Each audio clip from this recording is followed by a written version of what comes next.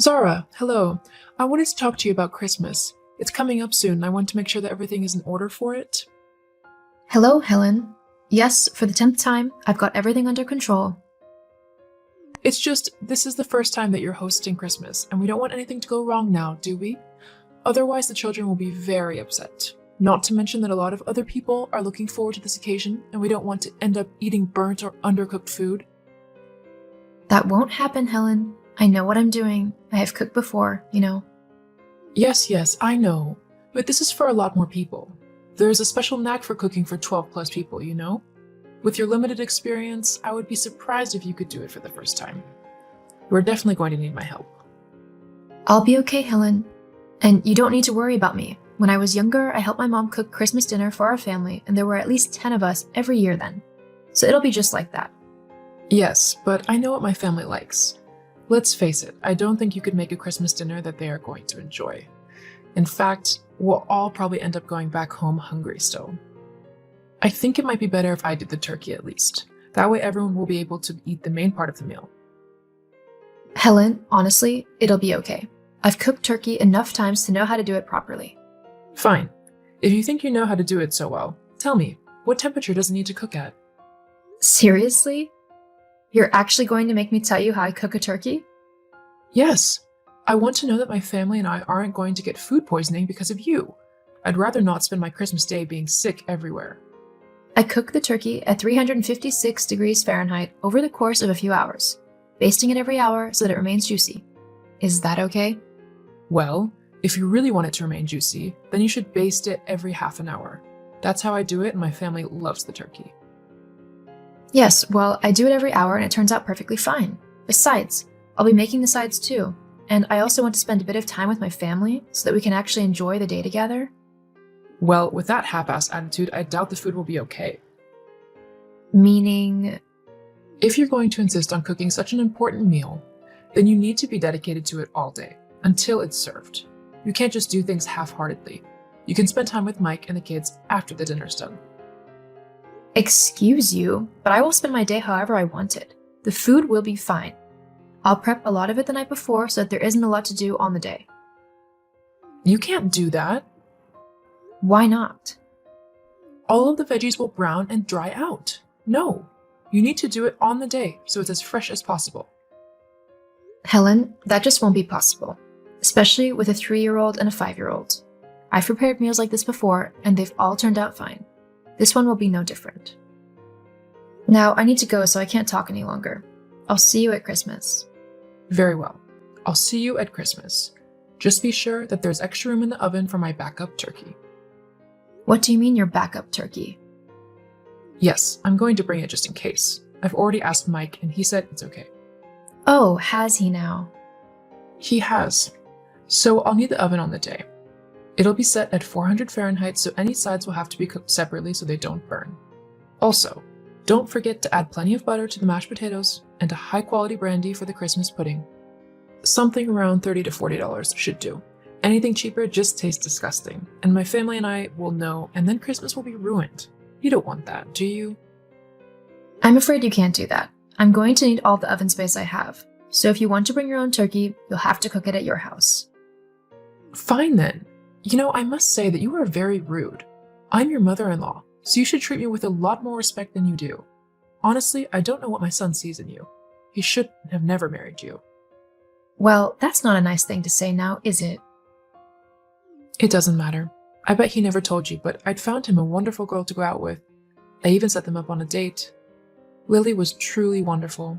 She would have fit into the family nicely too, unlike you. But for some reason, Mike simply didn't like her as much as he should have. Honestly, I blame you. If only things had worked out between them. Hang on. Mike went out with someone else? When? Was I seeing him then? You might have been around then, but I knew that Lily was the one that Mike was truly supposed to be with. Well then, I've got to go. Goodbye, Helen. Goodbye.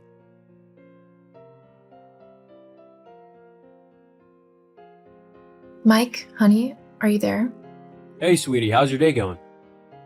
Well, not the best, to be honest.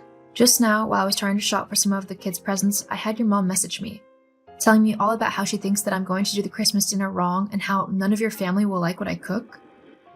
God, I'm so sorry, Czar. Honestly, don't listen to her. Everyone will love your cooking. I know I do.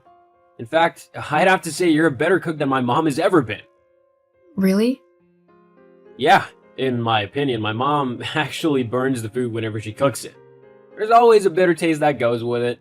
Plus, this is our first time hosting Christmas, so I'll definitely be around to help if you need or want it. But your mom said that she had asked you if she could cook a backup turkey in our oven and that you had said yes? Oh, hang on a minute. I never said anything about her cooking a spare turkey in our oven. We're gonna need that space for the rest of the food. This is the first time that I'm hearing anything about her doing that. She's not texting me to ask at all. So you didn't tell her she could do that? No, not at all. I know how important this day is to you, and I never do anything to take it away from you. Thank you, Mike. You really are the best husband. I know. But, What is it? well, it's just that your mom mentioned something else. Yes? She said that she set you up on a date with a woman called Lily, and that she did it whilst you were seeing me? Jeez, she told you about that? So it's true? You were dating other people when we were going out? No, I promise. Look, my mom did set me up with her, but I swear that I had no clue about what she was doing. It was a surprise blind date. My mom asked me to meet her at a restaurant so we could have dinner together, but when I got there, she told me she wasn't going and there was a young woman in her place. I was mortified at what she'd done, so I immediately told Lily that I was already in a happy relationship and that I wouldn't leave you for the world. But why didn't you tell me about it? I guess I didn't want to taint your opinion of my mom. We'd only been going out for a few months, and I didn't want you to think that my mom hated you. I see. I guess I see where you're coming from. It would have been a bit awkward. But I know for sure she hates me now. I'll be surprised if she doesn't turn up with an entire Christmas dinner. Well, this has gone on long enough. I'll not have my own mom disrespecting my wife like this. And to even try and interfere with our marriage and make you doubt my love for you, that's definitely a big no. She needs to be taught a lesson. But what can we do? Well, Christmas is coming up. Do you mean uninvite her? I think it might be the best option, especially if she's not going to respect us as a couple. I don't want someone so hateful and disrespectful around us during the holidays. If she wants to come, then she needs to apologize to you first. Thank you, sweetie. I'm so grateful you're willing to stick up for me. Hey, I love you. Besides, I have to grow up with my mom, so I know what she's like. I'll let her know her decision tomorrow. Okay, I'll see you soon then. Love you. I love you too.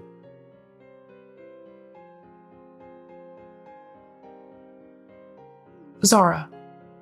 Zara, pick your phone up now. Oh, hello, Helen. How can I help you? Cut the goody two-shoes act. You know what you've done. What do you mean? You've poisoned my own son against me and made him uninvite me from Christmas? I've not done that, Helen. Your own horridness has done that to you. Don't lie to me. It's all your fault. I know it.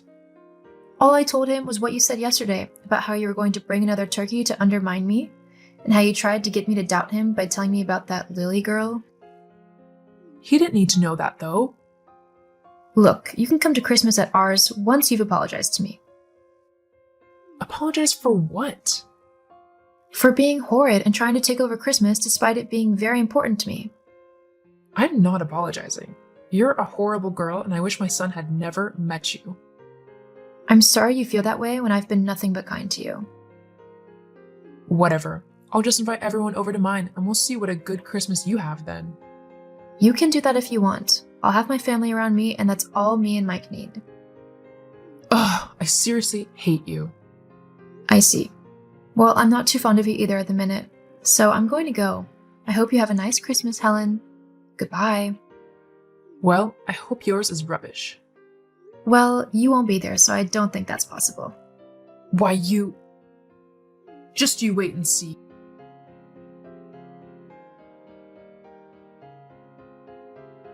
Helen never did apologize, and instead she tried to tell all of her side of the family to go to hers instead of mine and Mike's.